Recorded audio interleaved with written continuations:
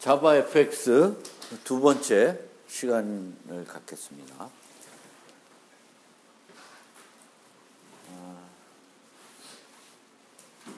오늘은 노드 배치하는 거에 대해서 좀 중점적으로 다룰 거고요. 그리고 메뉴를 만들어서 사용하는 방법, 그거를 같이 해보려고 해요. 자, 우리가 이따가 잠깐만 여기 가보시면 이런 응용을 하나 만들 거예요. 그러면 내가 이런 응용을 생각하면은 어떤 노드들이 내 화면을 구성해야 될지를 결정을 해야 되겠죠. 그게 이제 GUI 디자인이 될 수도 있고요. 그래서 내가 어떤 구성해야 되는 화면에 어떤 노드들을 만들어야 되겠다. 어떤 노드들이 필요하다. 이제 그거를 결정을 해야 되겠고, 그런 노드들이 화면에 어디에 나타나면 좋을지 그런 거를 이제 고민하게 됩니다. 그럼 다음에는 그러면 그런 노드들을 생성을 해요. 생성을 한다는 것은 화면에 그린다는 건 아니고 이 버튼들을 나타낸 어떤 그 객체들을 만들어요.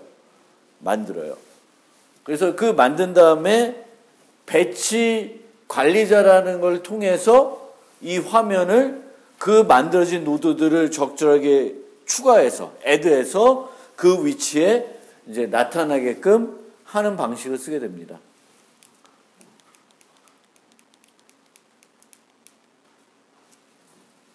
그래서 우리가 어떤 프로그램, GUI 프로그램 하려면 내가 화면을 어떻게 구성할 것이고, 그 화면에 그러면 어떤 노드들이, 버튼이 몇 개 필요하고, 뭐 라디오 버튼은 몇 개 필요하고, 이런 것들이 이제 있겠죠. 그런 것들을 이제 결정을 해야 되겠고, 그런 결정이 끝나면 그런 노드들을 생성하기 위해 객체들을 생성을 해야 돼요. 그러면 내가 버튼이라는 것을 만들어서 쓰고 싶다. 그러면 자바 FX에서는 버튼이라는 것을 어떤 클래스로 처리하는지를 알아야 되겠죠. 자바 FX에서는 버튼이라는 클래스 갖고 버튼을 만들어요. 스윙은 J 버튼 뭐 이런 걸로 만들고, 그래서 각각 라이브러리마다 해당 노드를 어떤 클래스로 만드는지 그걸 알아야 된 다음에 그 클래스의 객체를 생성하게 됩니다. 그리고 이런 노드들을 화면에 내가 원하는 위치에 나타나게끔 하기 위해서 배치 관리자라는 걸 쓰게 되는데, 이 배치 관리자는 절대적인 위치를 뭐 좌표 5, 10에다가 요 버튼을 그려라 이런 식으로는 배치를 안 합니다, 보통. 왜냐하면 내가 사용하게 될 컴퓨팅 환경이, 모니터가 어떤 환경일지도 모르고, 어떤 윈도우가 이게 애플일지 윈도우일지도 잘 모르고, 거기에 따라서 또 보이는 모습들이 조금씩 달라질 수 있기 때문에 절대적인 위치를 가지고 그거를 그리기보다는 상대적인 위치를 가지고 우리가 쓰게 됩니다. 그래서 이 위치, 그 노드가 나타나는 위치는 추가되는 순서와 어떤 배치 관리자를 쓰냐에 따라서 이게 이렇게 행 형태로 쭉 나올 수도 있고, 이런 형태로 나올 수도 있고, 버튼을 추가했는데 하나, 둘, 셋 아래로 이렇게 나올 수도 있고, 옆으로 나올 수도 있는 거예요. 그래서 배치 관리자를 내가 뭘 쓰고 어떤 순서로 내가 버튼들을 추가했냐에 따라서 버튼들이 등장하는 위치들이 결정이 되게 되겠습니다. 그리고 이제 이런 노드들이 이제 화면에 이렇게 우리가 만들어지면은 지난 자바 FX 시간에 한번 해봤듯이 이런 노드들을 우리 사용자들이 조작을 하겠죠. 버튼이면 클릭할 테고, 메뉴면 선택을 할 테고, 뭐 등등등등 그런 것들을 할 겁니다. 그래서 사용자가 언제 버튼을 누를지는 예측이 잘 안 돼요. 그건 알 수가 없는 거야. 그래서 그런 것들을 처리하기 위해서 우리가 개념적으로 사건 중심 프로그램이라 그래요. 그래서 사건이 발생하면 그 사건을 처리하고 이런 식으로 GUI에서는 그 사건은 근데 언제 발생했지는 몰라. 그렇지만 사건이 발생하면 이런 일은 해야 돼. 이렇게 해가지고 사건과 내가 그러면 어떤 사건들을 처리할 것이고 어떤 사건들이 일어났을 때 어떤 일들을 하겠다는 것을 프로그래밍하는 것이 GUI 프로그래밍, 사용자 인터페이스 프로그래밍이 되겠습니다. 그래서 GUI 프로그래밍 중요한 요소는 사건 중심이에요.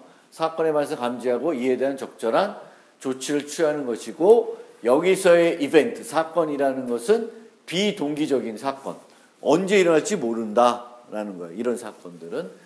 그러면 어떻게 하냐면 사건이 발생하면 사건과 관련된 정보가 그 사건을 담당하는 곳으로 전달이 됩니다.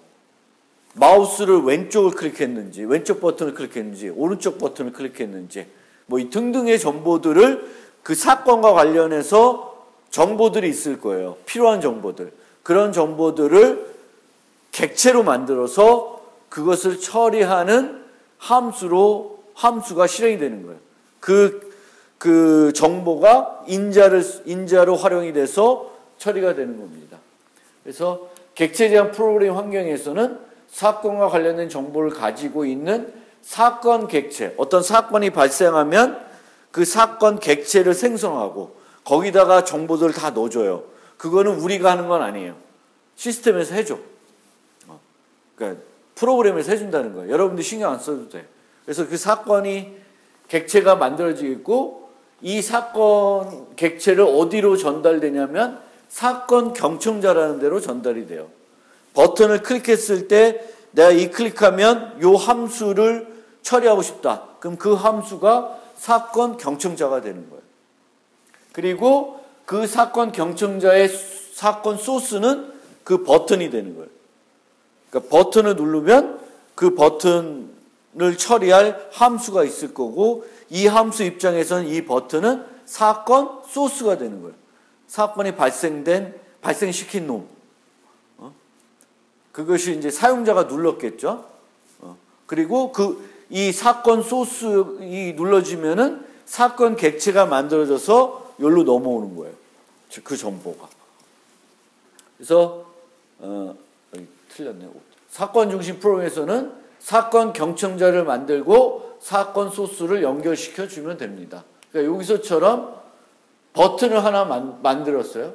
그리고 이 버튼을 클릭했을 때에는 요 함수를 실행시키고 싶어요.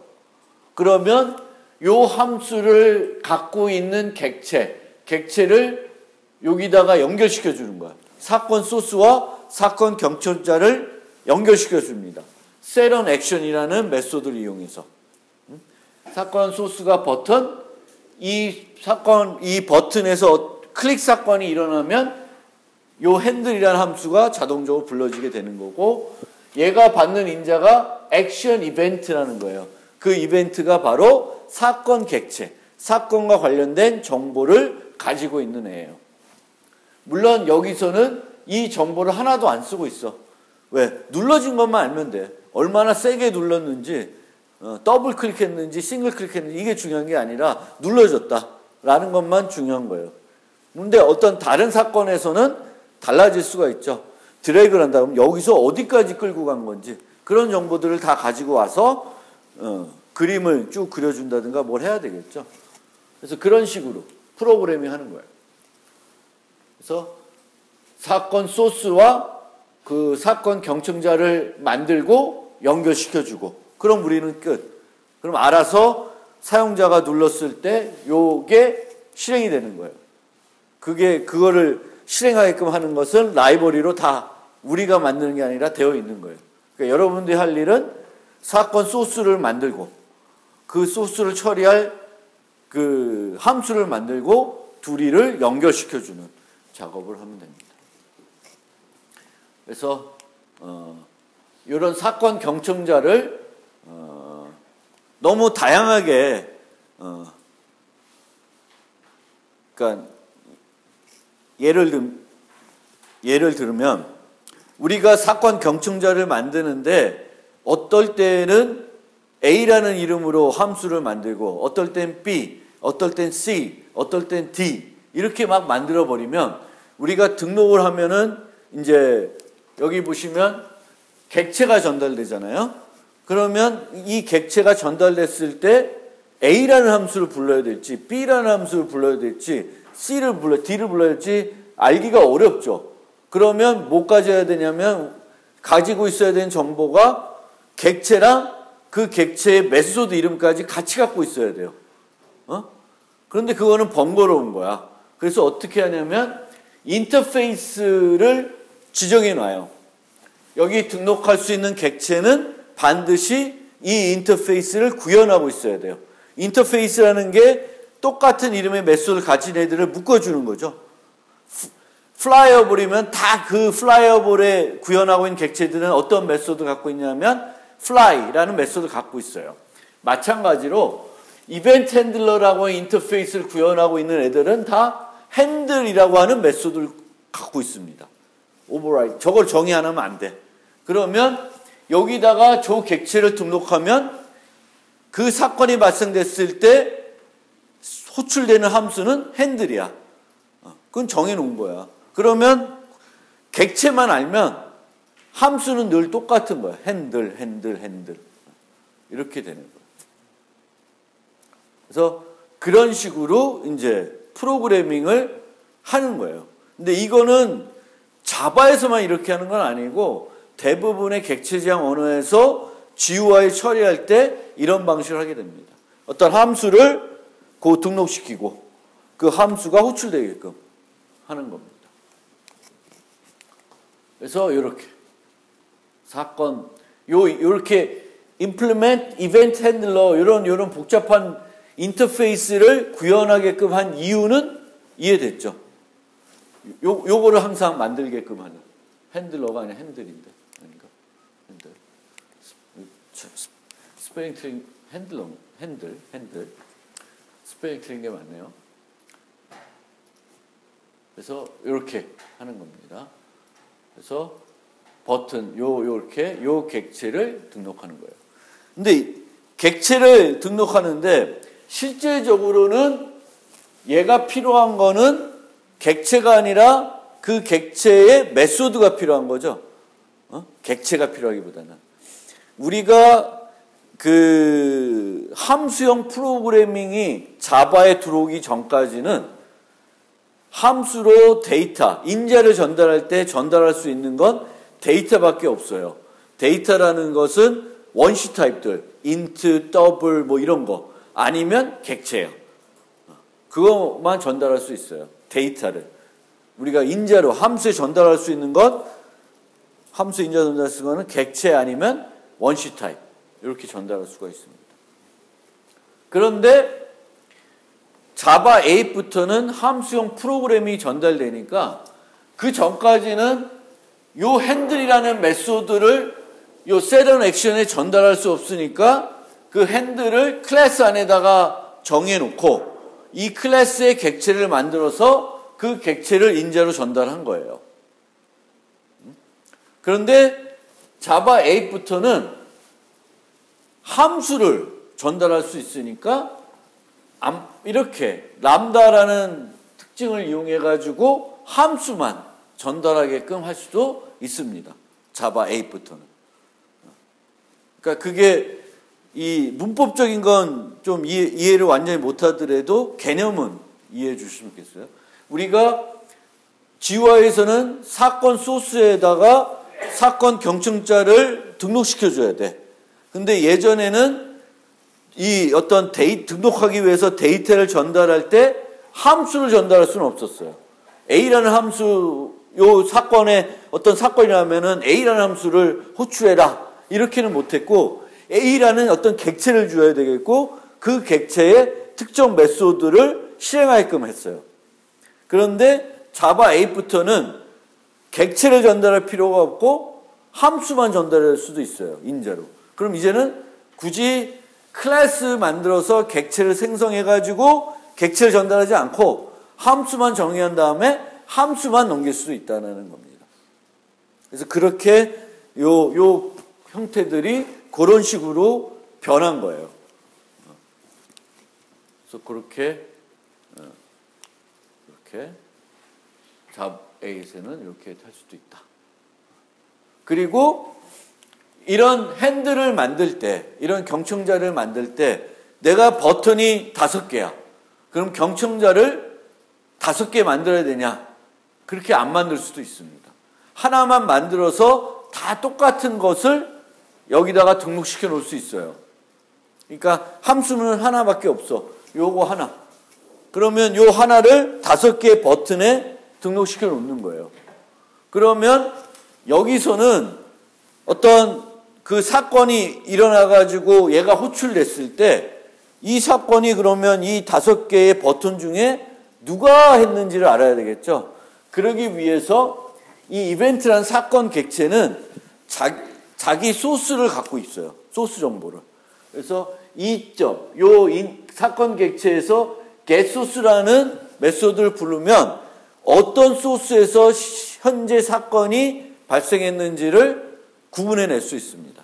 그래서 우리가 노드들이 많다고 해서 경청자도 그만큼 만들지 않고 관련 있는 그 노드들은 하나의 경청자에서 처리하게끔 하고 있습니다. 그때 이제 쓰는 게 getSource라는 메소드를 써서 어떤 사건 소스가 소스에서 그 사건이 일어났는지를 판단할 수 있게 합니다.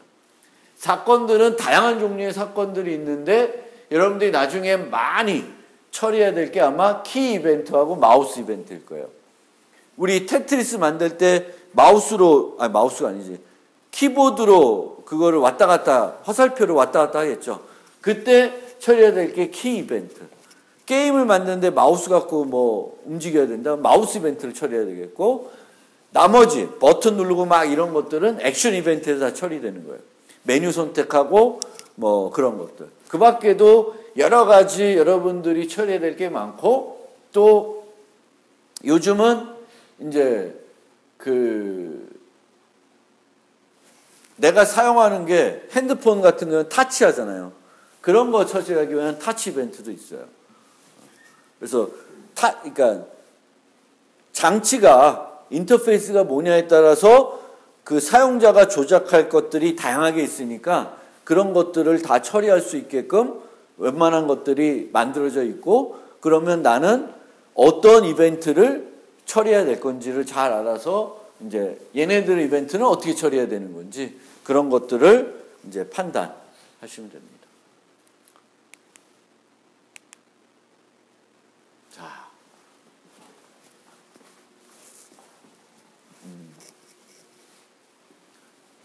우리가 자바 FX에서는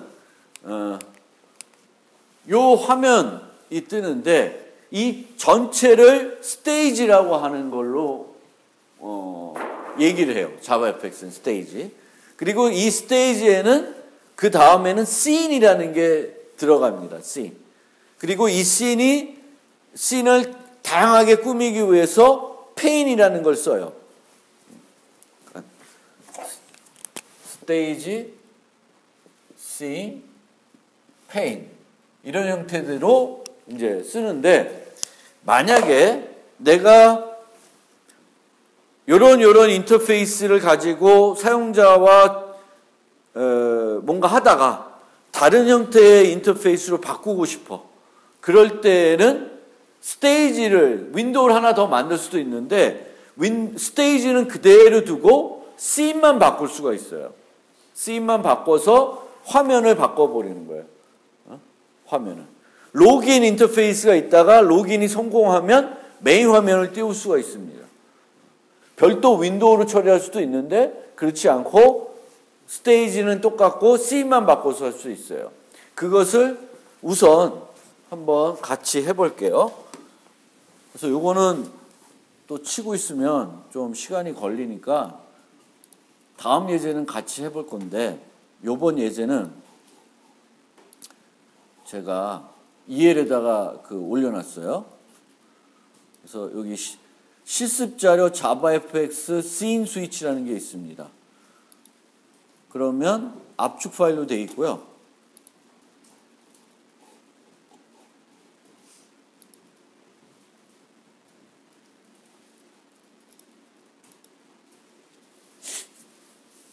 자바는 이 압축 파일이 그냥 풀려버리네.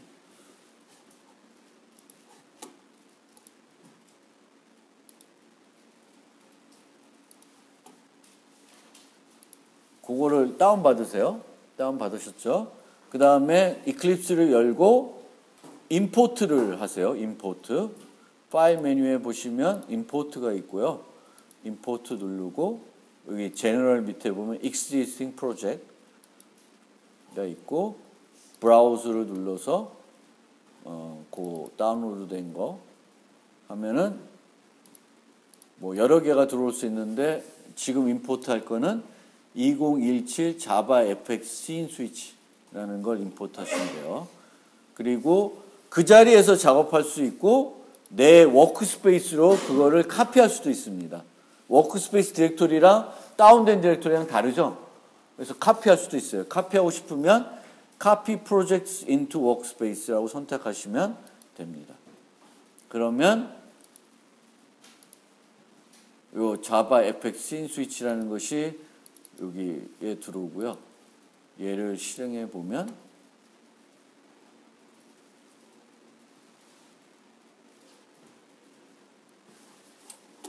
실행했는데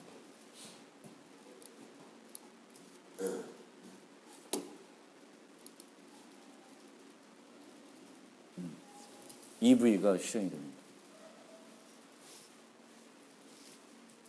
실행 안 되시는 분, 잘 안 되는 사람은 손 드시고요. 안 돼?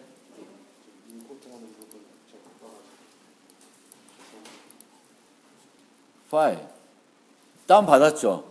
임포트 눌렀어요? 그러면 제너럴이라는 데 밑에 보면 제너럴 일반적인 두 번째 거 existing projects into workspace가 있죠. 그거를 선택하고 next를 누르시면 여기 나와요. 그럼 브라우즈 누르시고 다운로드에 아마 다운돼 있을 거예요. 맥이니까. 그리고 보통 아까 저처럼 다운받았을 때 압축이 풀려 있을 거예요. 그러면 그 다운로드 디렉토리를 그냥 열기 하면 쭈르륵 들어와요. 그 다운로드 폴더에 있는 그 이클립스 프로젝트들이. 그러면 그 중에 내가 원하는 프로젝트를 선택하면 돼요. 거기가 선택이, 저는 이미 임포트 해놔서 또 못하는데 2017 JavaFX scene switch라는 게 될 겁니다.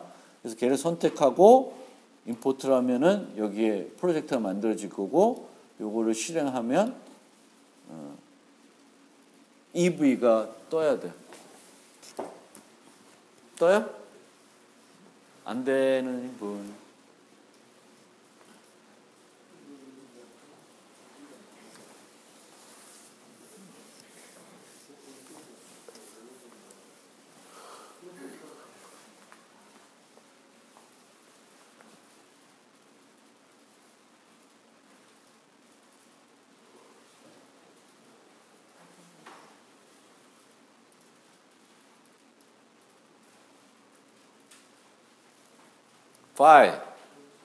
파일 메뉴에서 임포트 하세요.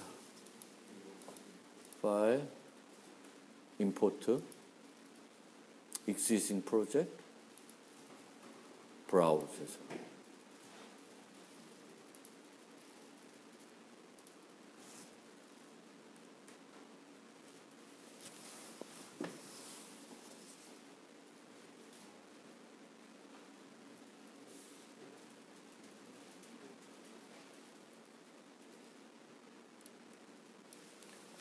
다 돼요?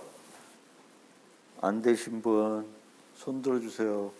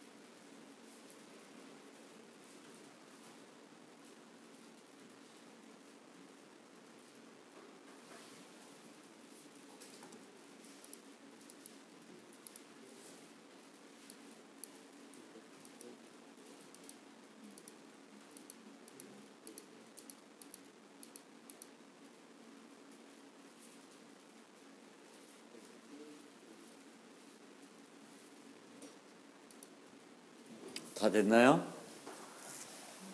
여기 앞에 있는 학생 빼고는 다 됐어? 됐어?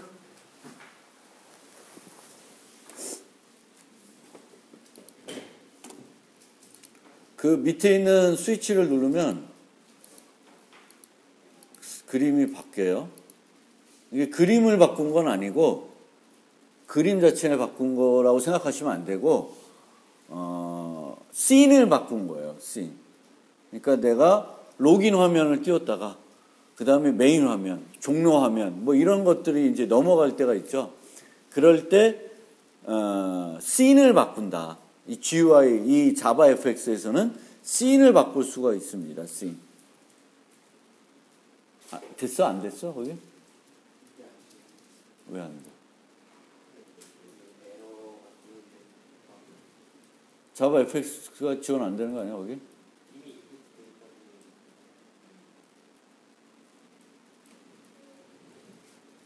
임포트 했나 보지. 좀 지우고. 임포트 된 거를.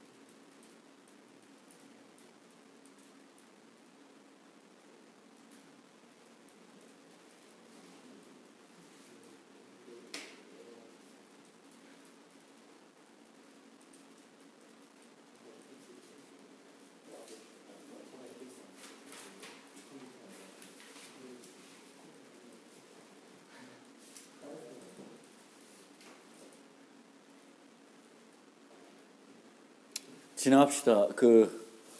다른 사람도 들으세요.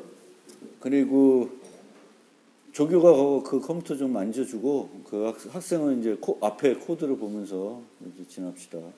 그래서 여기서 보여주려는 거는 이제 GUI 프로그램을 할 때 우리가 하나의 프로그램을 돌릴 때 이 자바 같은 경우에도 이클립스 같은 경우에도 여기에 보시면 그 뷰들이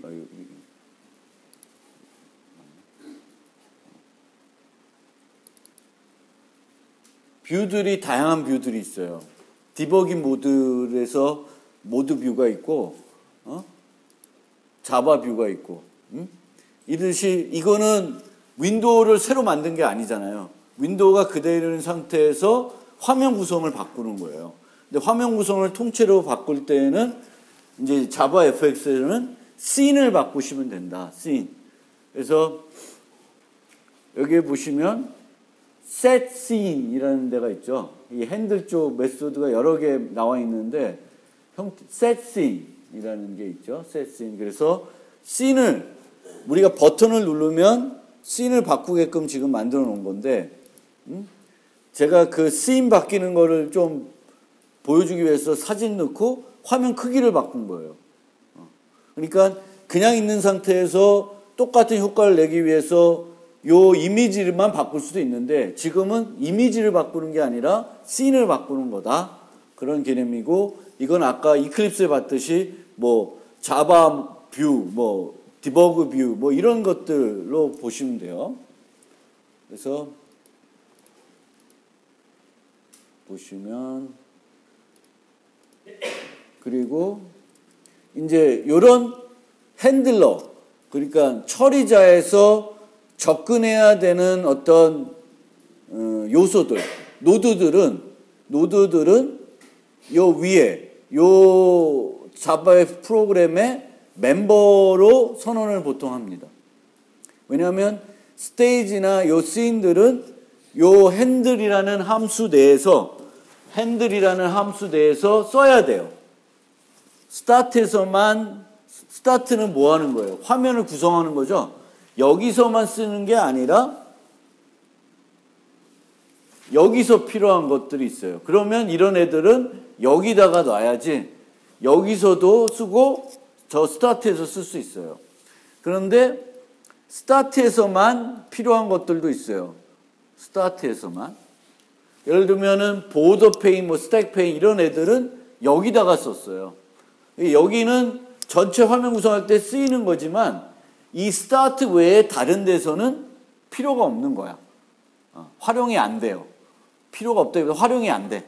그래서 여러분들이 보시면 어떤 거는 여기서 생성하고 어떤 거는 저기에 멤버가 있고 이러는데 보통은 위에다가 멤버 변수로 노드들을 생성하는 것은 그 스타트에서만 필요한 것이 아니라 다른 메소드, 특히 처리자에서 우리가 필요로 하는 것들은 저렇게 이렇게 멤버로 여기다가 만든다. 그래서 버튼, 씬, 스테이지 같은 것들은 여기서 쓸 수 있기 때문에 여기다가 이렇게 놓은 거고, 그렇지 않은 애들은 밑에다가 그냥 스타트의 지역 변수로 놓은 겁니다. 그래서 그거를 좀 구분해 보시고요. 그 다음에 코드를 잠깐 보시면 지난번에 봤던 코드인데 그림 넣는 거예요. 이미지 로드한 다음에 이미지를 보기 위한 노드를 만들고 그 노드의 크기나 뭐 이미지의 레이시오 같은 것들을 지정하는 거예요. 그렇죠? 그리고 씬 스위치 버튼 1에 set on action 이렇게 하는 것은 요 버튼의 액션 누르면 뭘 하냐? 요걸 해라 라는 거예요. 그래서 여기서는 함수를 주는 방식을 썼습니다. 함수. 그래서 여기 보시면 씬 하나 만드는 거. 요게 이 페인, 이 버튼 페인 뭐 이렇게 해가지고 씬을 하나 만드는 그런 형태가 되겠고, 밑에 가면 또 S페인 등등해서 씬을 2개 만들어 놔요. 그 중에 제일 먼저 첫 번째로는 EV 씬으로 세팅해 놓고 버튼을 누름에 따라서 씬을 바꾸고 있습니다. 그리고 이 형태는 이렇게 3가지 형태로 우리가 처리자들을 만들 수 있는데, 과거 스타일이 이런 스타일이에요. 과거. 인터페이스를, 클래스를 정해서 인터페이스를 구현하게끔 한 다음에 여기다가 핸들 메소드를 구현하는 거예요. 그러면 얘를 쓰려 그러면 밑에 코드가 여기가 어떻게 바뀌냐면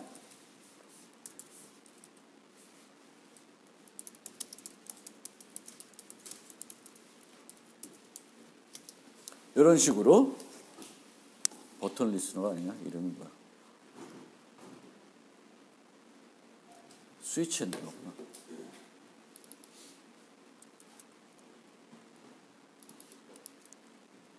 이렇게 객체를 넘기는 방식이 예전 스타일.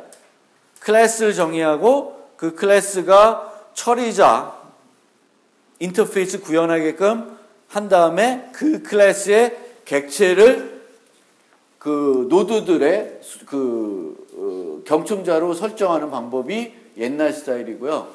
그 다음에 지금 되어 있는 스타일은 여기 밑에 있는 것처럼 이렇게 만들어 놨어요. 2의 핸들 2 이렇게 만들어 놨는데 함수를 넘기는 거예요. 그냥 함수를. 근데 요 함수를 넘기는 겁니다. 함수를. 그래서 요 함수를 이렇게 넘기는 방식으로 쓰고 있는데, 여기에 보시면 이 하나의 함수를 가지고 씬 1에 있는 버튼도 처리하고 씬 2에 있는 버튼도 처리하고 있어요.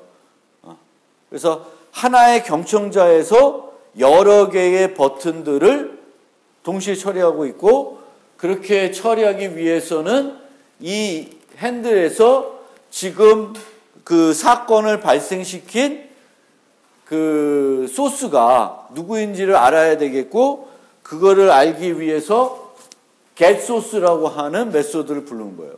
그래서 이 소스가 scene switch 버튼 1이면 요렇게 그 꼬부기로 바꾸라는 거고 2면 EV로 바꿔라. 뭐 이렇게 된 거예요. 그렇게 하지 않고 그냥 핸들 1 이렇게 두 개를 만들어서 그 EV에 있는 버튼은 얘를 쓰게끔 하고 그 꼬부기에 있는 건 얘를 쓰게끔 이렇게 별도로 만들 수도 있어요. 그런데 그렇게 되면 함수를 여러 개 만들어야 되겠지. 그래서 함수를 여러 개 만드는 게 깔끔할 수도 있고, 왜냐하면 이 함수를 여러 개 만들게 되면 if 구문은 안 나와. if 구문은 필요가 없어져요. 그렇죠? 하나에서 여러 개의 사건 소스를 쓰려고 그러면 어떤 사건 소스가 사건을 일으켰는지를 판단해야 되겠고, 그 판단하기 위해서 뭘 써? 조건문을 쓰겠죠.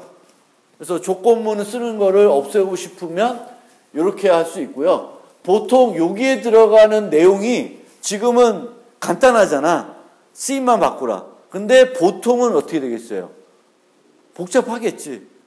어떨 때는 테트리스 같은 회전해라, 뭐가 복잡할 거예요. 그럼 그 복잡한 거를 요 if문 안에다가 잔뜩 구현하면 그거는 별로 코드가 안 좋을 거예요. 그래서 그런 것들을 함수로 이제 빼내서 만들 거고, 그렇게 되다 보면 이보다는 그냥 이렇게 해가지고 각 노드에 한 함수씩 넣어놓는 게 더 깔끔할 수도 있어요. 그리고 두 노드인데 얘를 누르나 똑같은 걸 처리하면은 여기도 A라는 함수 넣고 여기도 A라는 함수를 등록시켜주면 되겠죠. 그래서 그렇게 이제 세 가지 방법이 있으니까 여러분들이 이제 자바 FX 많이 하다 보면 어떻게 하는 게 내가 좀 이해하기 쉽고 편한지를 결정하실 거예요. 그럼 그대로 이제 하면 될 것 같습니다. 자.